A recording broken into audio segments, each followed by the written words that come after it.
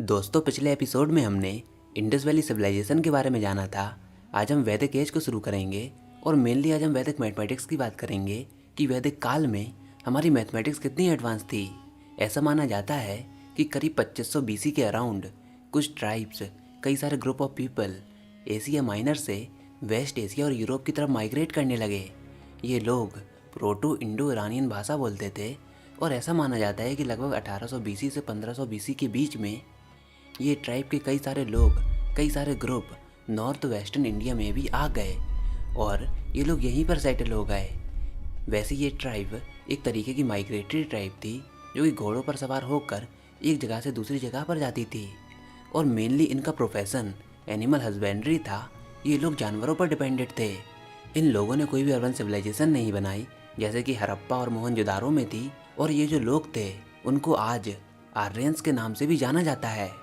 Indus valley civilisation के comparison में ये लोग साइंस और टेक्नोलॉजी में काफ़ी बैकवर्ड थे, काफ़ी कमज़ोर थे, और इंडियन सबकॉन्टिनेंट में सेटल होने के बाद इन्होंने जन्म दिया भारत के साइंटिफिक और रिच कल्चर को।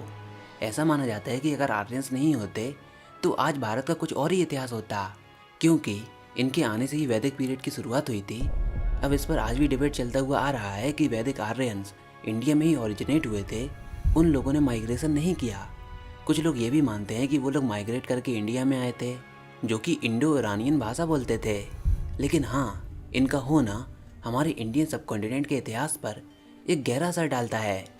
लेकिन ये जो 1000 साल का एरा था आर्यंस के माइग्रेशन से लेकर बुद्धिस्ट एरा की स्टार्टिंग तक, लगभग 1500 बीसी से 600 बीसी तक, इस एरा को हम बोलते हैं वैदिक एज या फिर वैदिक काल। वैदिक एरा के हमारे पास कोई भी मटेरियल एविडेंस तो नहीं है, जैसा कि हमारे पास इंडस वैली सिविलाइजेशन में थे। वैदिक एरा का कोई भी मटेरियल ऑब्जेक्ट हमारे पास नहीं है, ना ही कोई घर, ना ही कोई टूल्स, ना ही कोई हथियार, कुछ भी नहीं है। लेकिन हमारे पास वैदिक एरा का लिटरेचर मौजूद है। वेदास, वेदांत, पुराण्स, संहिता, उस टाइम की ये सब क्रिएशंस मौजूद हैं। और क्योंकि हमारे पास कोई भी मटेरियल एविडेंस नहीं है तो वैदिक एरा की साइंटिफिक डेवलपमेंट के लिए हम लिटरेचर पर ही डिपेंडेड हैं। जो चीज़ें हमको वेदों में मिली हैं उन्हीं के बेसिस पर हमें प्रिडिक्शन करते हैं कि उस समय हमारे एंसेस्टर कितने एडवांस रहे होंगे, किस तरीके की साइंटिफिक डेवलपमेंट रही होंगी, किस तरीके का कल्चर रहा होगा। तो चलिए अब हम एक एक करके इनकी अचीवमेंट्स के बारे में जानेंगे। तो आज हम वैदिक एज की मैथमेटिक्स पर बात करेंगे। वैदिक काल का शुरुआती समय, उस समय कोई भी लिखे जाने वाली भाषा मौजूद ही नहीं थी। लिटरेचर और वेदों का ज्ञान एक जनरेशन से दूसरी जनरेशन को ऐसे ही ओरली बता दिया जाता था, श्रुति और स्मृति के द्वारा। श्रुति मतलब सुनना और स्मृति मतलब याद करना। तो अर्ली वैदिक पीरियड में जो वेदों का ज्ञान था एक जनरेशन से दूसरी जनरेशन को श्रुति और स्मृति के द्वारा बता दिया जाता था। मतलब जैसे आज जो नॉलेज हम लोगों ने अपने पेरेंट्स से गेन की है उसको हम लोग अपने आगे आने वाली जनरेशन को देंगे और हमारी जनरेशन उनके आगे आने वाली जनरेशन को देगी।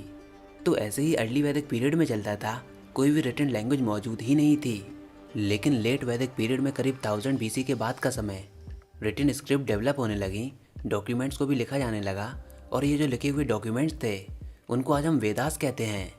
लेटर वैदिक पीरियड के डॉक्यूमेंट में हमको ये मालूम पड़ा है कि उस समय तक लोगों ने नंबर सिस्टम को डेवलप कर लिया था जिसमें 9 बेसिक सिंबल्स मौजूद थे 1 से लेकर 9 तक।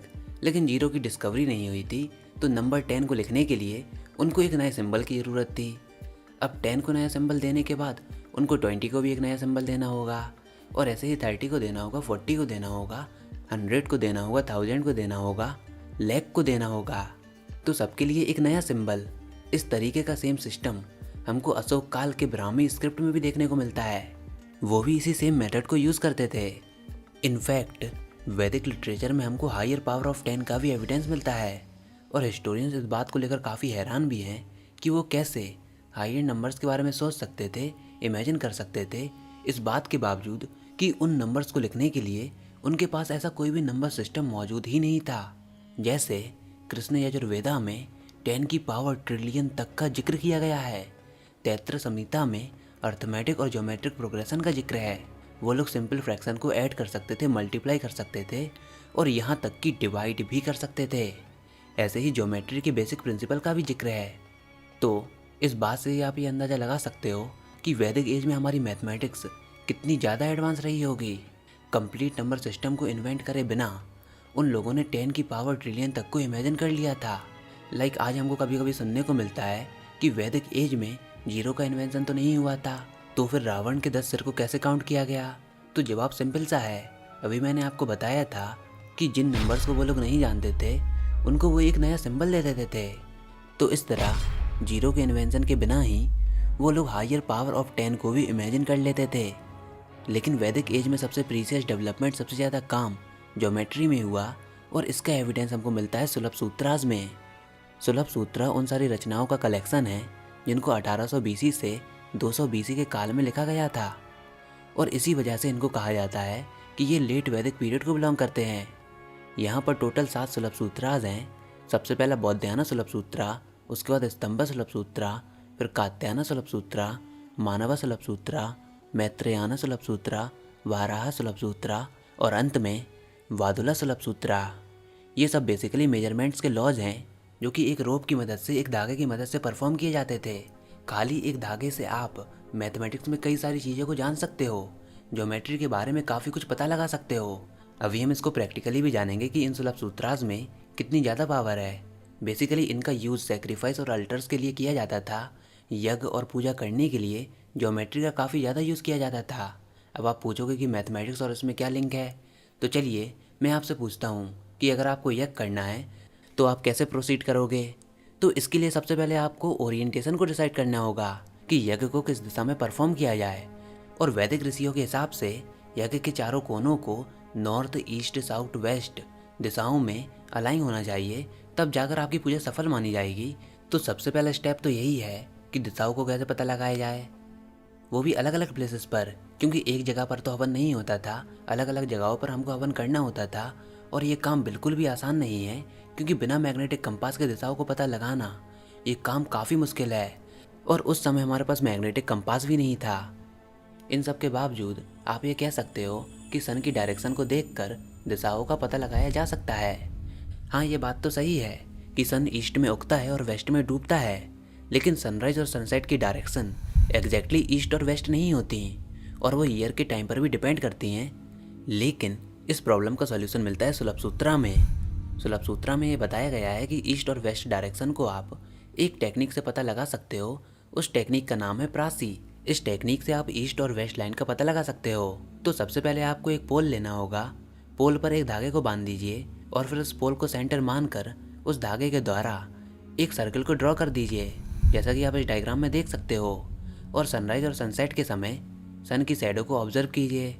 तो सनराइज के समय जब सन की शैडो इस सर्कल के जिस पॉइंट को इंटरसेक्ट करेगी उस पॉइंट को आप मार्क कर लीजिए, और सनसेट के समय जिस पॉइंट पर सन की शैडो उस सर्कल को इंटरसेक्ट करेगी उस पॉइंट को भी मार्क कर लीजिए। और इन दोनों मार्क किए हुए पॉइंट को, इन दोनों इंटरसेक्ट पॉइंट को आपस में जोड़ दीजिए। और जोड़ने के बाद जो आपको लाइन मिलेगी वो होगी एग्जैक्ट ईस्ट और वेस्ट लाइन, जैसा कि आप इस डायग्राम में देख सकते हो।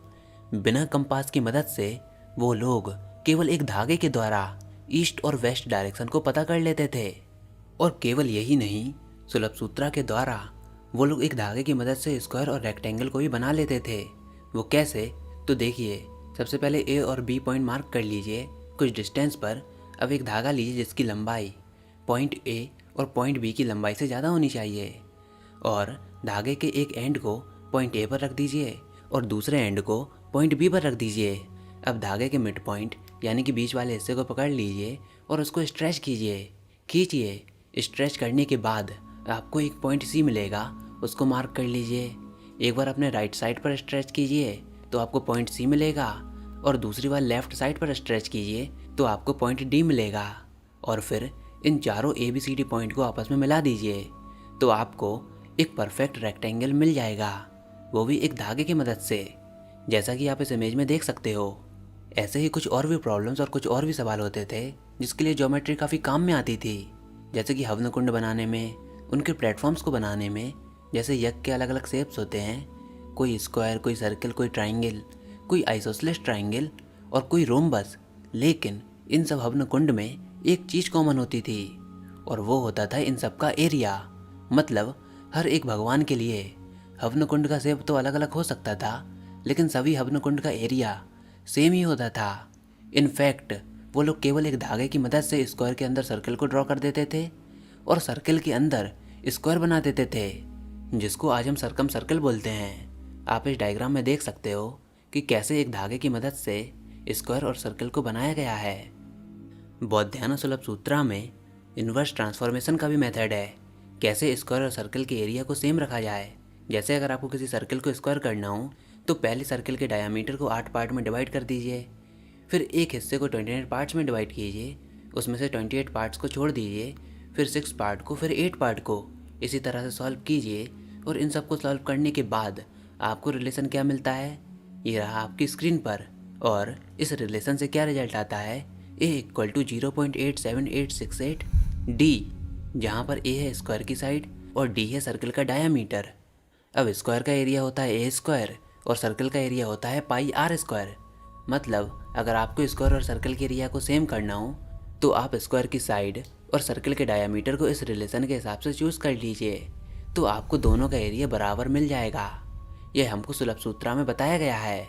और अगर हम आज की मॉडर्न कैलकुलेशन की बात करें तो ये रिलेशन की वैल्यू क्या होती है, 0.886228 इंटू डी। देखिए ये दोनों वैल्यू कितनी क्लोज हैं, कितना एक्यूरेट हमको सुलभ सूत्रा में बताया गया है। ऐसे ही स्क्वायर रूट निकालने में भी प्रॉब्लम हुई थी, तो बौद्धायन सुलभ सूत्रा के एक श्लोक में हमको एक मैथमेटिकल एक्सप्रेशन का जिक्र मिलता है, जिसको जब ट्रांसलेट किया गया तो उसकी एक्सप्रेशन ये आती है। जब आप उसको सॉल्व करते हो तो आपको √2 की वैल्यू मिलती है 577/408, जो कि बराबर होती है 1.4142156। जबकि आज की √2 की करेक्ट वैल्यू क्या है, 1.414213। देखिए यहाँ पर भी 5 डेसिमल्स तक एक्यूरेट वैल्यू। इसके अलावा हमारे सुलभ सूत्रास में पाइथागोरस थ्योरम का भी जिक्र है। बौद्धायन सुलभ सूत्रा में इसका जिक्र किया गया है। जब एक रोप को किसी डायगोनल के अक्रॉस स्ट्रेच किया जाता है तो जो हॉरिजॉन्टल साइड और वर्टिकल साइड का एरिया है, जब हम उनको आपस में जोड़ते हैं तो डायगोनल का एरिया मिल जाता है। मतलब इनडायरेक्टली पाइथागोरस थ्योरम का जिक्र है, कोई मैथमेटिकल प्रूफ तो नहीं है, खाली इसका जिक्र है। अभी आप ये सोच रहे होंगे कि लेंथ का एरिया और ब्रेथ का एरिया मतलब क्या है। तो लेंथ को आप x मान लीजिए तो उसका एरिया क्या होगा, x स्क्वायर। ब्रेथ को आप y मान लीजिए तो उसका एरिया क्या होगा, y स्क्वायर। तो जब आप x स्क्वायर और y स्क्वायर को जोड़ोगे तो आपको z स्क्वायर की वैल्यू मिल जाएगी। और यहाँ पर पाइथागोरस ट्रिपलेट का भी जिक्र है, जैसे कि 3 4 5, 5 12 13, 8 15 17। लेकिन हाँ, कोई भी प्रूफ नहीं दिया गया। और फिर इस बात पर सवाल उठता है कि पाइथागोरस थ्योरम को किसने डिस्कवर किया। तो प्रोफेसर मंजुल भार्गवा, जो कि प्रिंसटन यूनिवर्सिटी के एक फेमस मैथमेटिशियन हैं, उनका ये कहना है कि इस सवाल का जवाब इस चीज़ पर डिपेंड करता है कि आप इस चीज़ को किस नज़रिए से देख रहे हो। जैसे कि इजिप्शियंस ने पिरामिड को बनाया, तो जब इतने बड़े पिरामिड्स को बनाया तो ज़रूर उनको पाइथागोरस थ्योरम के बारे में थोड़ा आइडिया तो ज़रूर रहा होगा। ऐसे ही पाइथागोरस ट्रिपलेट का सबसे पहला मेंशन मेसोपोटामियन सिविलाइजेशन में किया गया है, लगभग 1800 BC के समय में। ऐसे ही पाइथागोरस थ्योरम की पहली स्टेटमेंट हमको हमारे सुलभ सूत्रास में देखने को मिलती है। 500 BC में चाइना ने हमको पाइथागोरस थ्योरम का प्रूफ दिया और यूक्लिड ने इस चीज़ को अपनी ट्रिनिटी में मेंशन किया और फिर बाद में इससे पाइथागोरस थ्योरम की डिस्कवरी हुई। तो इस चीज़ का सवाल इस पर डिपेंड करता है कि आप इसको किस नज़रिए से देख रहे हो। लेकिन ज़रूर इतने सारे एग्जाम्पल में एक चीज़ तो कॉमन ही थी कि अलग अलग सिविलाइजेशन को पाइथागोरस थ्योरम की नॉलेज पहले से ही थी। तो इस तरह वैदिक पीरियड में हमारी मैथमेटिक्स इतनी ज़्यादा एडवांस थी, मेनली हमारा ज्योमेट्रिक पार्ट सबसे ज़्यादा एडवांस था। वैदिक पीरियड में हम लोग केवल एक धागे की मदद से ज्योमेट्री के बारे में काफ़ी कुछ बता देते थे। और यही है वैदिक मैथमेटिक्स की असली पावर। जिस वैदिक मैथमेटिक्स को आज हम देखते हैं और सुनते हैं, लाइक मन में ही सवालों को सॉल्व कर लेना, हमारी वैदिक मैथमेटिक्स इन सबसे काफ़ी अलग है और उसका लिंक हमारी ओरिजिनल वैदिक मैथमेटिक्स से बिल्कुल भी नहीं है। खैर, इसकी बात हम आगे आने वाली वीडियोस में करेंगे। अब अगले एपिसोड में हम वैदिक एरा के और भी एडवांसमेंट को जानेंगे, मेडिकल साइंस को जानेंगे, एस्ट्रोनॉमी को जानेंगे। तो आज हमने वैदिक मैथमेटिक्स को जाना, उसके ज्योमेट्री वाले पार्ट को जाना, उसके प्रैक्टिकल एप्लीकेशन को जाना, दिशाओं को पता लगाने के लिए, हवन कुंड बनाने के लिए। तो फिलहाल आज की वीडियो में बस इतना ही।